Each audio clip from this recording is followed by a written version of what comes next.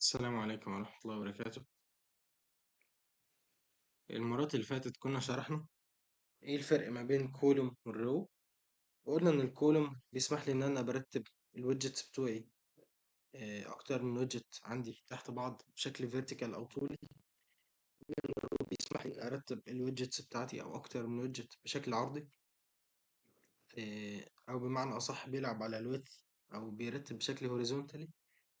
وعرفنا الفرق ما بين المين اكسس الاينمنت والكروس اكسس الاينمنت، وقلنا ان المين اكسس الاينمنت بتروح للبيرنت بتاعها. لو كان كولوم فالكولوم بيرتب الايتمز بشكل طولي، ففي المين اكسس الاينمنت انا برتب العناصر بشكل طولي برضو. ولو في الرو فانا برتب في المين اكسس الاينمنت بتاعي بيرتب العناصر بشكل عرضي، والعكس صحيح في الكروس اكسس الاينمنت. وعرفنا ان انا سواء الرو او الكولوم فهو المساحة بتاعته، الكولوم بياخد الهايت بتاع الشاشة كلها، اما في الويدث فهو بياخد العرض بناء على أكبر تشايلد موجود، وكذلك الرو هو بيرتب بشكل عرضي أما بياخد الهايت بناء على أكبر تشايلد موجود جواه.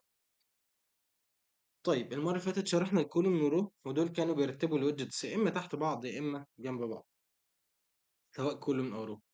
المرة دي إن شاء الله هناخد حاجة اللي اسمها الستاك ويدجت، والستاك ويدجت دي بترتب الحاجة عبارة عن layers. جميل. طيب الستاك ويدجت وهي بتسمح لي إن أنا أرتب الويدجتس فوق بعض كلايرز، بمعنى هوريكم ازاي. احنا المرة اللي فاتت كان عندنا كولوم رو كان جواهم children، وبرضو الستاك لو وقفت عليها هتلاقيها بتاخد list of widget. جميل، list of widget اسمها children، فبالتالي برضو الستاك عندها children مش child واحد. هنحط فيها children وليكن 4 texts. هسمي ده text 1،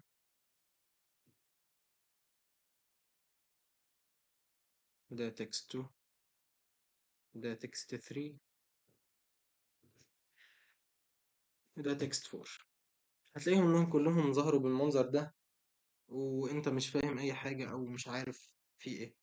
طيب عندي رول في الستاك، وان هي اول لاير بكتبها هي اول لاير بتكون من تحت، بتكون البيز بتاعتي، واخر لاير بكتبها هي اللي بتظهر لي يعني انا اخر لاير اللي ظهر لي من فوق دي اللي هي تكست 4، بس عشان هما داخلين في بعض هتلاقي انك مش عارف تميزها.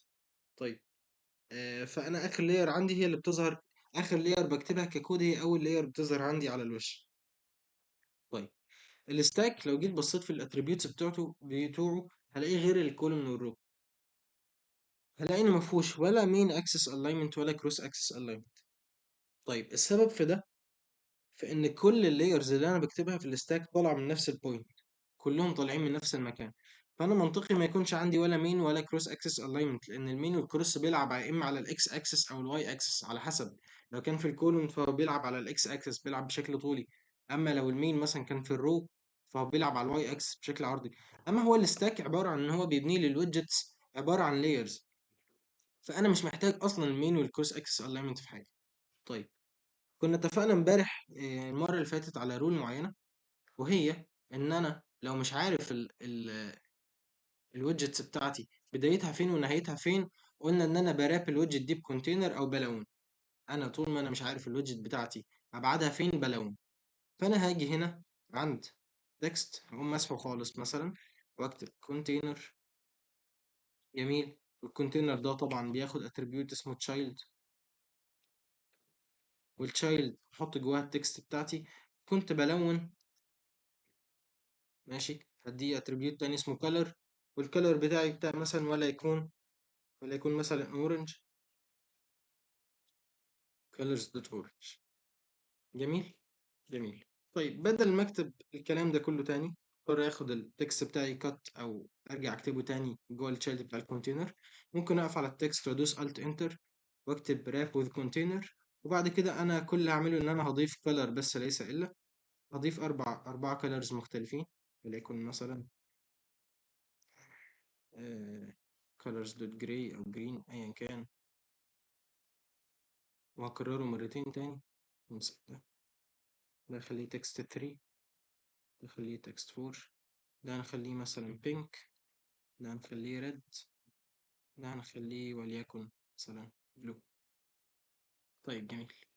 كده ظهرت معانا بشكل اوضح اللي انا قلت لكم عليه من شويه، ان انا اخر لاير عندي بكتبها ككود هي اول لاير عندي بتظهر على الوش. وانا هنا فعلا اول لاير عندي ظهرت لي اللي هي تكست 4، ظهرت لي باللون بتاع الكونتينر بتاعها اللي هو اللون الازرق. طيب ليه باقي الكونتينرز اللي وراها مش باينه؟ هقول لك لان الستاك بترتب الحاجه من نفس البوينت، بتطلعهم كلهم من نفس البوينت كلايرز. فباقي اللايرز اللي وراها اوريدي وراها، يعني انت مش هتشوفهم طالعه بنفس السبيكس، طالعه بنفس الهايت بنفس الويدث بنفس الدبث بنفس كل حاجه. فانت مش هتشوف اصلا اللايرز اللي وراها.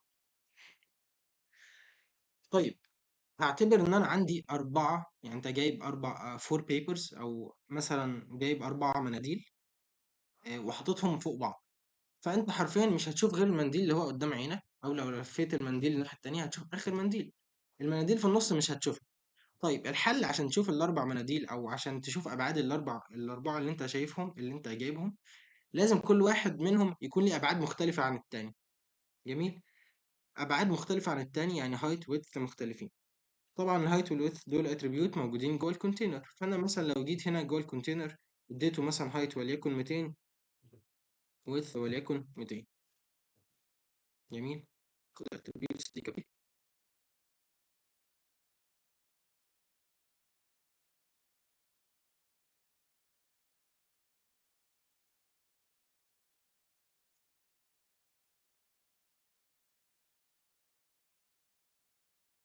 اسف كده.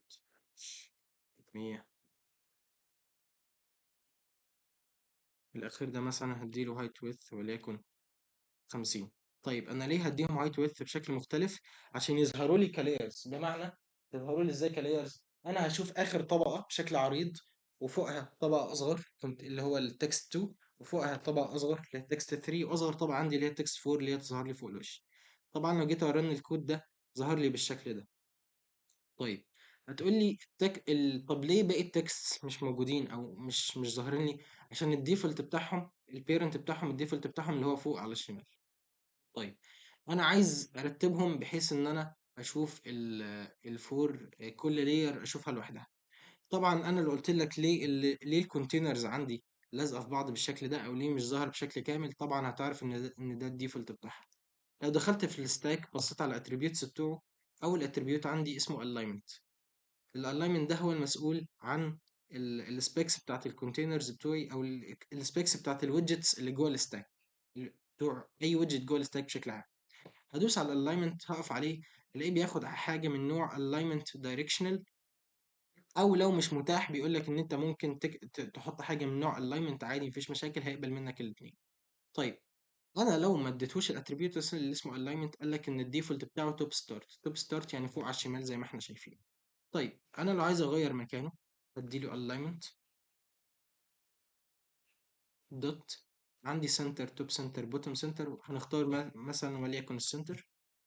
تلاقيه يرتب لك الويدجتس تحت بعض بالشكل ده. عندك تكست 1 تكست 2 تكست 3 تكست 4 ظاهرين بالمنظر ده طبعا.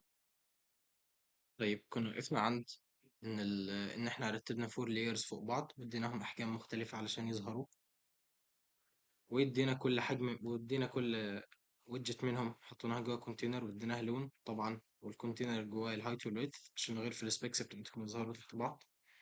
عندي مشكلة صغيرة أو مش مشكلة، هو اعتراض صغير، هو إن الكونتينر عندي لازق فوق في الأب بار أو لازق في أعلى الشاشة بشكل عام، وأنا عايز أديله مساحة، يا إما مساحة خارجية يا إما مساحة داخلية.